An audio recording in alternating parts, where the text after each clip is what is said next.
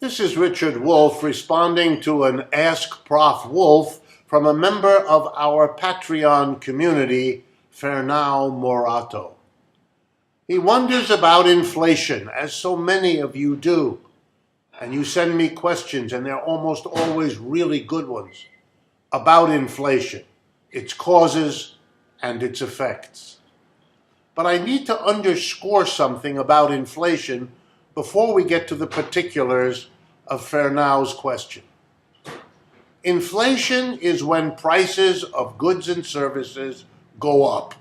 That's all it means. Not usually that they go up a little, but that they go up more than normal, and sometimes a lot more.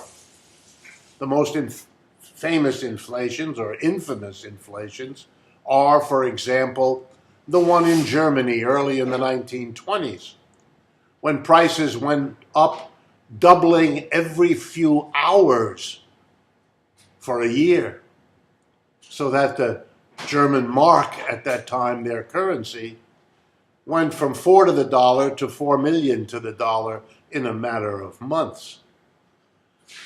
So inflation is a problem, and it's a very practical problem. If the prices of goods and services go up very quickly, but your money in your pocket, your income doesn't, you get screwed. On the other hand, if you're the seller of things and prices go up real quickly, wow, you're bringing in a lot more money. So it turns out people have different attitudes towards inflation depending on whether it hurts them or it helps them, just as is true with virtually everything else in the economy. When you hear someone talk about economics and everybody's winning, you're listening to somebody you should stop listening to, because that person is not being straight with you. Capitalism, as much as any other system, is a system that rewards some and punishes many. And inflation is just another example. Now, suppose that the people hurt by inflation, which is typically the working class. Why? Because as the prices of things go up, working people usually take time before they can recoup in higher incomes what they need to pay the higher prices. So what usually happens is, as the prices go up, they go up faster than people's incomes, and so the people in that situation suffer. Businesses are usually in a better position because they can raise their prices easier, usually, than their workers can raise wages. That's how capitalism works. But even businesses are nervous about inflation because they have to buy lots of inputs. And if the prices of those inputs go up faster than the prices they can charge for their outputs, then they get screwed too. So there's an interest in keeping inflation zero or low because it makes it easier to do business. Well, what determines prices? There, the answer is really simple. It's simply the ratio between the amount of money in an economy, on the one hand, looking to buy things, and the amount of goods and services looking to be sold, that means exchanged for the money looking to buy them. If the amount of money is roughly the same, and the amount of goods and services is roughly the same over time, there's no reason for prices to rise. And even if some businesses were to raise prices, there wouldn't be enough money to pay those higher prices without buying less of other things, which would probably drive those other things' prices down.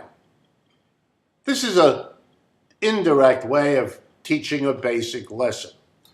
If you don't want an inflation, that's not a problem. All you have to do is to keep the amount of money growing not much faster than the amount of goods and services being produced are growing. by the increasing population, if you have more people working, by the increasing efficiency of goods and services you may be producing, the growing outputs, and so on. Every society knows in the modern world it has to keep that kind of a balance between money and goods and services. If for some reason the government or the banking system produces much more money than the amount of goods and services growing, you'll get an inflation. And if you don't want an inflation, you have to prevent that from happening. The technology here is simple. The idea is simple. But here comes the problem. It may be profitable for banks to increase the amount of money they inject into the system by the loans and deposits they put on their books. It may be profitable for a government to boost its chances at the next election by pumping more money into the economy, the way the Federal Reserve has been doing in 2019 under President Trump. You may see political and economic self-serving by governmental and financial leaders, and then you'll get the kind of inflation people fear. But that's not because of a technical problem. That's not because this or that government program. That's because the profit motive that gets celebrated in the textbook has all these negative possibilities that the textbook kind of forgets to tell us about. You don't want an inflation. That's always a political problem. It is in Brazil, it is in the United States, and it's only a question of where the political muscle is to get it to stop if it's happening, or to prevent it from starting if it hasn't happened yet. And no, fair now, there's no reason for a guaranteed basic income program to be inflationary. If you want to have guaranteed basic income, you do it. And then you adjust the growth of the money supply by the government on the one hand, by your banking system on the other, to enable that to happen without an inflation. If the political will is there to do it, it'll get done. And don't let anyone scare you otherwise. For Brazil, it has had an inflation for the same reason it has had all its other basic economic problems. It is a capitalist system. It divides itself into a minority of people who own and operate businesses and a vast majority of people who don't, who either have no job or work for the minority that own the businesses. And they also, that minority, own the government. And they play with what they own for their own advantage.